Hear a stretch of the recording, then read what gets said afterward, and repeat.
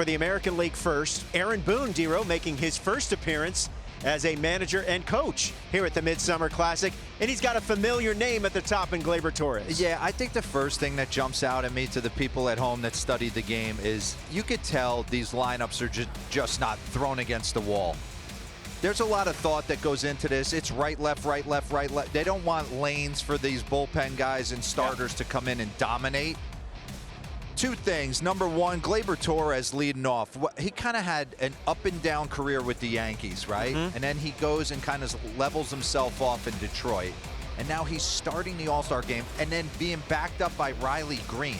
Two Detroit Tigers right out of the chute. They got the best record in the American League. Yeah. Cal Raleigh with 38 bombs batting fourth. Ryan O'Hearn. There's some kind of, we wouldn't have written this lineup out coming out of spring training as the American League All-Star lineup. And selfishly, D-Row, I would love to see either Torres or Green get on base. That way there's a potential for us to see Skeens versus Judge, which we will get, and then Skeens versus Raleigh. So that's something to keep an eye on. This lineup is what do you nasty. think? Dave Roberts, Okay. This is the lineup he'll be throwing out for the National League. What jumps out at me is, listen, on paper, the National League lineup is much stronger than the American League lineup. I mean, starting with Ohtani, and then you're going to have Acuna, who's going to be, like we talked about, I can't wait to see what he's wearing. He has rocked the full catcher's gear basically since he's come back. The various colors on the shin guard, which I like. I think the entire world doesn't realize how good Ketel Marte is. He's going to look back when he's 60, 70 years old and go, I'm batted third in this lineup? That's ridiculous. The ovation Freddie's going to get.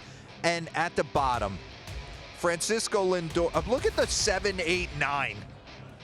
I mean, you could flip these guys. You could really just flip this. You could go Lindor, Tucker. You could go Lindor, PCA, Tucker. Lindor, Tucker, PCA at 1, 2, 3. And I think everyone realizes the impact Pete Crow Armstrong for the younger generation, right?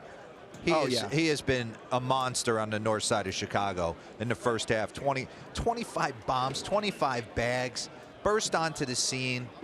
So yeah, there's a lot to, but it will ultimately, you guys stare down Skeens, you guys stare down Scooble, and then the myriad of animals that are coming out of the pen.